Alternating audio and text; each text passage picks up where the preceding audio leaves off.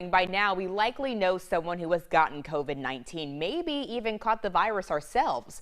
Many families are experiencing some members of their household testing positive for COVID, while others never end up getting it at all. So why is that? Our Natalie Painter joins us live this morning. And Natalie, what are doctors saying about this? This happened in our household.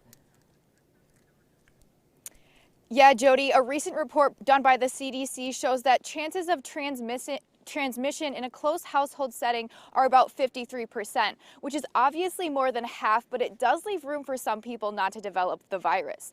Now, local medical professionals say that there are many reasons behind this. There are some family members who, for some reason, avoid getting the bad stomach flu or influenza. And so we see that with COVID as well, too. So a family of, let's say, 5 people, and 2 people don't have symptoms, 3 people have COVID symptoms. Typically, the reason for that is multifactorial, meaning there's lots of reasons for it.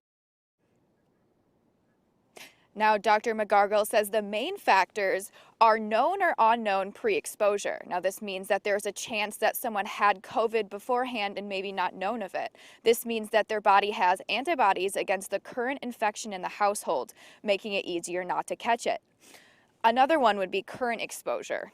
Although we are in close contact, there is also a possibility that someone didn't get a large enough antigen or large enough exposure to the virus, and they didn't actually get sick at all.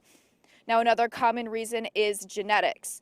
Now, some people may have COVID, but genetically respond better to the virus, meaning that they may have a positive test, but are not showing any symptoms at all. So you'll hear of a family that goes to a family reunion, and their whole family gets COVID very, very severely. And a lot of people die. A lot of people are just very severely impacted by COVID. And then you'll have certain families that get it and it's just the cold and the sniffles and that's it. So there's definitely some genetic factors. Now, Jody, although this does happen, he obviously says that, if there is someone in your house who has COVID, to just take those precautions and act like you will end up sick because, you never know who will be sick or who won't be sick. And this is also, if you are vaccinated as well.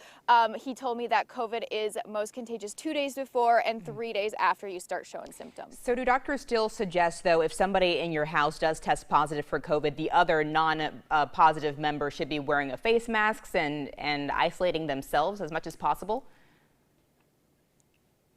He said that the COVID positive person should definitely be wearing a mask, maybe around dinner time or in the crowded areas of the home. But there's no need for everyone to be isolating or for, that person to be locked in a room or sent away to a hotel. Okay, good information. Thanks so much, Natalie.